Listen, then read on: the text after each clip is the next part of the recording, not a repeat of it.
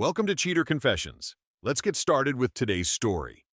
I knew something was wrong the moment Jade stepped through the door, not because of anything she said, but because of how quiet she was.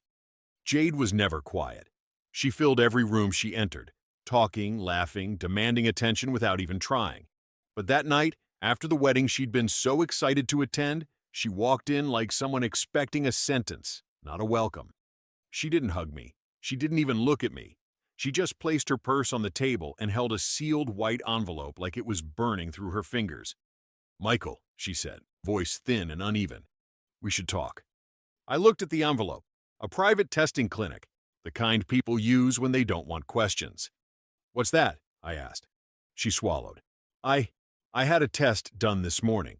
Something felt off after the weekend. The doctor said it's probably a mix-up, but I should show you. Probably. That word already set off alarms.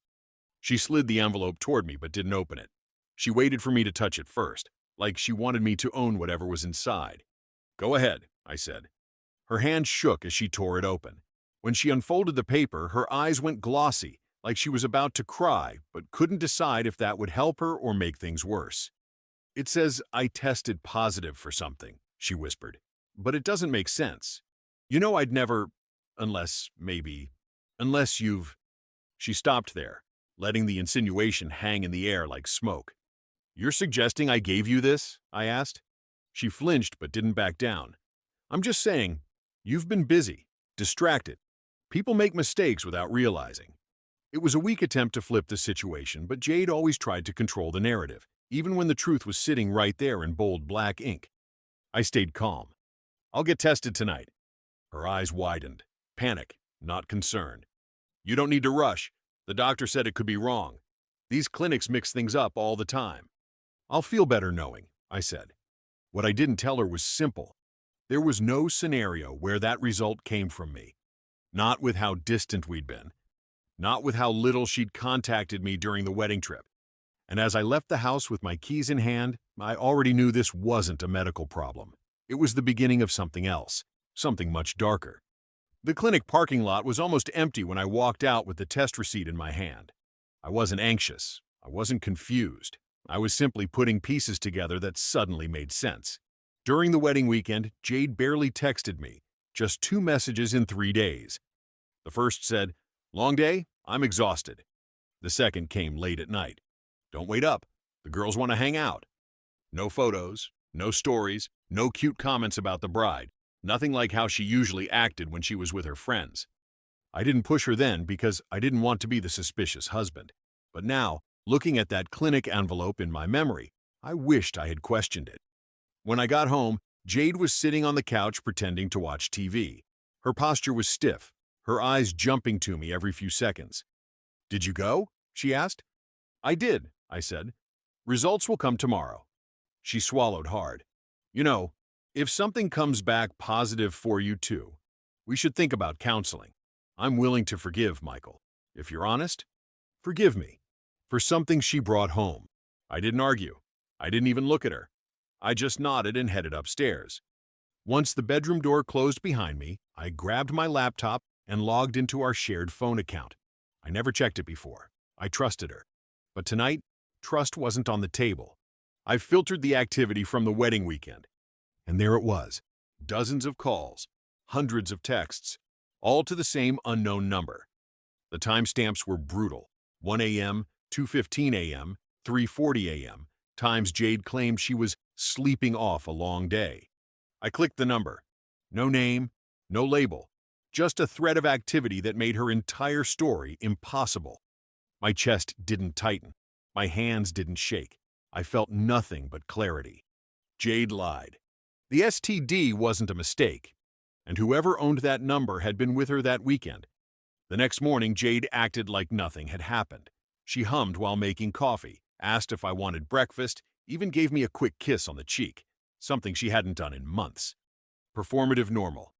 I watched her move around the kitchen with the same energy she used to bluff her way through tough conversations. She thought the situation was under control. She thought blaming me had bought her time. It didn't. While she showered, I walked into our bedroom and opened her gym bag. I wasn't digging for secrets. I was looking for confirmation, and it didn't take long. At the bottom of the bag, wrapped in a pair of leggings, was a second phone. Not her main phone, not a work device, a hidden one. My hands didn't hesitate. I powered it on. No password. That told me everything I needed to know. Messages filled the screen instantly. The first one was from an unsaved number. Last night was worth the risk. Wish we had more time alone. I scrolled. More messages, more late-night calls, more hotel room references. Then a line that stopped me cold. Did you get tested? I'm worried about what happened after the reception. Not a lab mix-up, not a misunderstanding, not stress. Truth. The contact list revealed the name behind the number, Anthony Miller. I actually said his name out loud. Anthony. Married to Olivia. Someone I'd shaken hands with at previous weddings. Someone Jade pretended to barely know. The messages showed otherwise. Photos. Plans. A video she sent him from her hotel bathroom, smiling in a way she hadn't smiled at me in a long time. I placed everything back exactly how I found it. I didn't confront her. Not yet. A confrontation without leverage is just noise, and Jade was an expert at twisting noise into confusion. I needed someone who deserved to know as much as I did. Anthony's wife. I didn't call her right away. I waited until Jade left for her errands. Only when the door shut behind her did I pick up my phone and search for Olivia's number. I found it quickly. I stared at it for a moment, considering what this call would destroy. Then I pressed dial. Olivia answered on the third ring. Her voice was soft, cautious, the tone of someone who wasn't used to receiving calls from me. Hi, Olivia. It's Michael, Jade's husband. A pause. I could almost hear her shift in her seat. Is everything okay? No, I said. And I don't want to explain this over the phone. I need to talk to you. In person. Another pause, longer this time. She picked up on the seriousness right away. Where? We agreed on a cafe near her office about an hour later. When I walked in, she was already there, sitting at a corner table, hands wrapped around a coffee cup she hadn't touched. She looked up when I approached, eyes worried, expecting bad news but not knowing the shape of it. Thanks for meeting me, I said.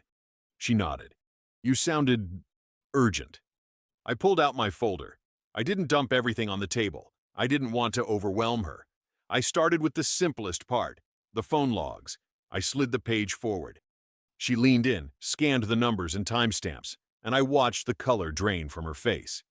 That's Anthony's number, she whispered. There was no shock in her voice, just the hollow recognition of something she had already felt but couldn't prove. She blinked rapidly, looking at the pages as if they might rearrange into something less painful. Is there more? She asked. Yes. I opened the folder again and set down a few printed messages from the hidden phone. Not the worst ones, just enough to remove any doubts. Her fingers trembled as she read. He told me he barely talked to anyone at that wedding. She exhaled shakily. I knew something was wrong. I just didn't know. I waited, let her process. When she finally spoke again, her voice cracked. What else did you find? I told her about the positive test Jade brought home. Olivia went still, absolutely still. Then she looked up at me slowly, like the room had tilted. Positive? She asked. Yes. And you? Negative, I said. I got tested. For a moment, she didn't breathe. When she spoke again, her words were cold, steady, and sharp. We're confronting them, she said, and I'm reading that result out loud. I nodded once. We didn't need to discuss it further. That afternoon, I told Jade we'd been invited to dinner with friends. Just a small catch-up. She didn't question it. In fact, she seemed relieved, almost eager. Should I wear the new dress? She asked. That's fine, I said. She smiled too quickly. Guilt makes people overcompensate. I booked a private room at a quiet restaurant, the kind of place where conversations stay inside four walls. I arrived with Jade first. She looked excited, even glowing, like the dinner was some fresh start she imagined we needed. So, who's coming? Jade asked, checking her reflection in her spoon. 2 people, I said. You'll see. Before she could question the tone, the door opened. Anthony stepped inside. He froze the second he saw me. Jade's smile collapsed. She straightened in her chair, eyes darting between us like she was trying to calculate an escape. Michael, Jade, Anthony said, voice tight. Didn't expect. The door closed again. Olivia walked in. She didn't slam it. She didn't raise her voice. She just stepped inside. Jade's face drained instantly. "What is this?" she whispered. Olivia didn't sit. She placed her bag on the table, unzipped it, and pulled out the envelope. The clinic report Jade handed me 2 nights earlier. "Let's get to the point," Olivia said, opening it. "This belongs to you, Jade." Jade shook her head. "You don't understand." Olivia began reading. Every line, every medical term, every date, every confirmation note. Slow, unshakable, word for word. Anthony's jaw clenched so hard I could see the muscle twitch. Jade's hands pressed flat against the table like she might pass out. When Olivia finished, she placed the result in front of Jade like evidence on a courtroom bench. Jade whispered, "It was a mistake. They mixed it up. I didn't." I took out my own paper and set it beside hers. My negative result. Silence hit the room like a brick wall. Jade stared at it, lips parting, no words forming. Then Olivia placed the next stack on the table. Printouts of messages from the hidden phone. The late-night calls, the hotel discussions, the worth the risk text. Anthony lowered his head. Jade looked at me, eyes wide, voice breaking. "Michael, please, we can talk about this." I stood. "We already are." The drive home felt like a long, empty tunnel. Jade sat stiff in the passenger seat, hands twisted in her lap, breathing in short, uneven bursts. She didn't speak until we pulled into the driveway. "Michael, please. That wasn't fair." Her voice cracked. "You ambushed me. You brought the evidence home yourself." She wiped her eyes, angry at the tears. "It wasn't what you think. Anthony was drunk. I was emotional. It was a mistake. One night. That's all." "I saw the timestamps," I said. "It wasn't one night." She flinched, like the truth physically hit her. Inside the house, she followed me from room to room, words spilling out in different directions, apologies, excuses, sudden bursts of anger. "I felt lonely, Michael. You've been distant. We weren't connecting anymore. It didn't mean anything. You can't throw our marriage away over this. You don't understand how much pressure I've been under. It only happened because I was drunk. It didn't happen the way it looked. You should at least listen to me." Every sentence contradicted the last. I pulled a suitcase from the closet and set it on the bed. Jade's face crumpled. "You're leaving?" she whispered. "For now." She grabbed my arm. "Please don't do this. We can fix it. We can go to therapy. We can start over. I'll do whatever you want." The problem was simple. She wasn't sorry for what she did. She was sorry she got caught. "I already spoke to an attorney," I said. "I'm filing tomorrow." Her grip loosened instantly. "What? No, Michael, don't. We can work through this." "We can't," I said. "Not with the lying, not with how far it went, not with how you tried to blame me." She sank onto the edge of the bed, head in her hands. Her shoulders shook, but I couldn't tell if it was sadness or panic. Downstairs, I zipped my bag. Jade stood at the bottom of the steps, mascara streaked, voice small. "I never thought you'd actually leave." I looked at her calmly. "You ended this. I'm just finishing it." I walked out the front door while her pleas followed me into the night. I filed the next morning. No hesitation, no second guessing. The paperwork was straightforward because I had already protected what mattered: separate savings, my own accounts, and documents she never bothered to ask about. Jade always assumed she had control, so she never imagined I planned ahead. My phone buzzed all afternoon. 10 missed calls, 5 long messages, 4 short ones, all from her. "Please come home. We can fix this." It wasn't real. He didn't mean anything. "You're destroying our marriage." The tone changed every hour, begging, blaming, apologizing, then attacking. But it didn't move me. I'd already seen the truth in that restaurant. I'd watched her lover shrink into his seat. I'd heard Olivia's voice echoing through the room as she read Jade's test result line by line. There was no more story to twist. By the end of the week, word had spread through Jade's friend circle. People she called sisters suddenly grew distant. A few of them stopped replying to her completely.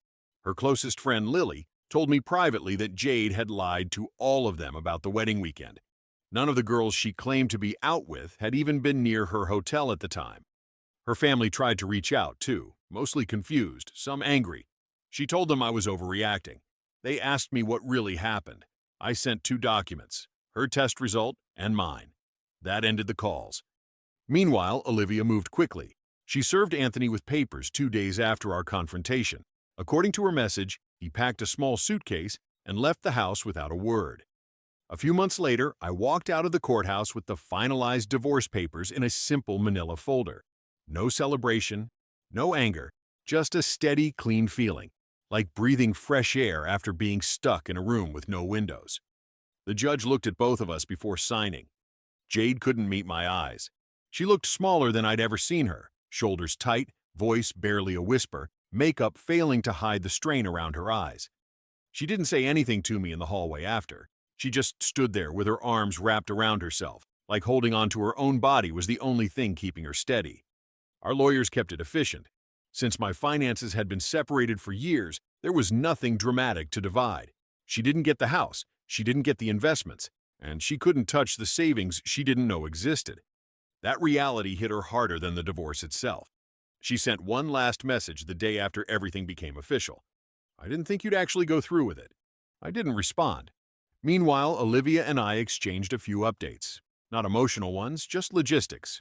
She told me Anthony moved into a cheap apartment across town and hadn't tried to fight the divorce. She sounded tired but solid, like someone rebuilding from the ground up with both feet planted firmly. Jade wasn't rebuilding. She was unraveling. Her social circle shrank. People who used to hype her up online stopped liking her posts. At one point, Lily, her former best friend, called me. "She's not handling any of this well," she said. I don't know what she expected. I didn't answer. There was nothing to say. In the evenings, I'd sit in my new place, small, quiet, and think about the night Jade came home from that wedding with a clinic envelope she tried to use like a shield. She thought it would protect her. She thought it would confuse me. She thought it would buy her time. Instead, it exposed everything. People can hide actions. They can hide conversations. They can hide second phones. But they can't hide patterns. They can't hide timelines. And they definitely can't hide the truth when someone else is willing to read it out loud. The story didn't end with revenge. It ended with clarity. And clarity was the freedom I didn't know I needed. Thank you for watching.